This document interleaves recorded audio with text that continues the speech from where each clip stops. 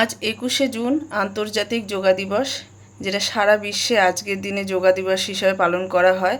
এবং আমরাও দেখো এক জায়গায় হয়েছি যোগা দিবস পালন করার জন্য। আর এটা আমরা করছি হচ্ছে সূর্য নমস্কার।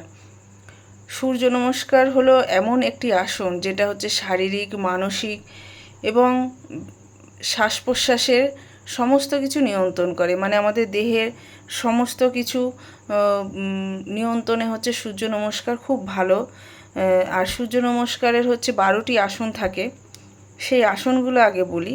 প্রথমে হচ্ছে প্রণাম আসন, তারপর হস্ত উত্থানাসন, পাদহস্তাসন, অশ্ব সঞ্চালসন, পর্বতাসন, অষ্টাঙ্গ নমস্কার, ভুজাঙ্গাসন, পর্বতাসন, আবার অশ্ব সঞ্চালসন, পদহস্তাসন, হস্ত উত্থানাসন আর প্রণামাসন।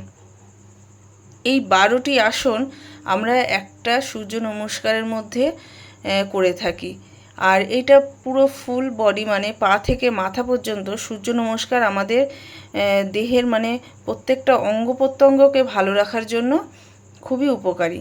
এটা যেমন মানসিক চাপ কমায়, হজম শক্তি বৃদ্ধি করে, শরীরের মানে ফ্লেক্সিবল হয়, শরীর সমস্ত অঙ্গ প্রত্যঙ্গ ফ্লেক্সিবল হয়, রোগ প্রতিরোধ ক্ষমতা বাড়ে।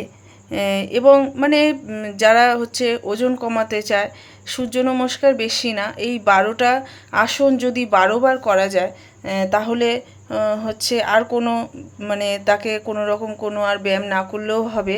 এই সূর্য নমস্কারেই কিন্তু তার সমস্ত কাজ হয়ে যাবে। যদি সে একটানা 12টা আসন 12বার, মানে প্রত্যেক কটা আসন সূর্য নমস্কারের যে 12টা আসনের একটা সঙ্গে যে মালার মতন হয়ে রয়েছে সেইটাকেই 12বার করতে হবে। করলে তবে কিন্তু আমাদের আর অন্য কোনো ব্যায়াম বা অন্য কোনো শারীরিক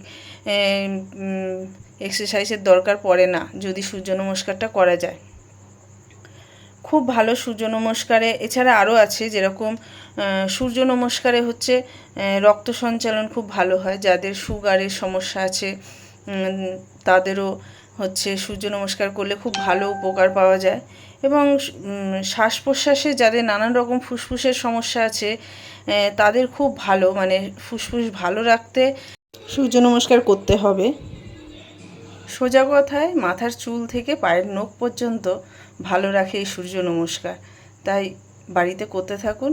আর যোগা দিবসের অনেক অনেক শুভেচ্ছা।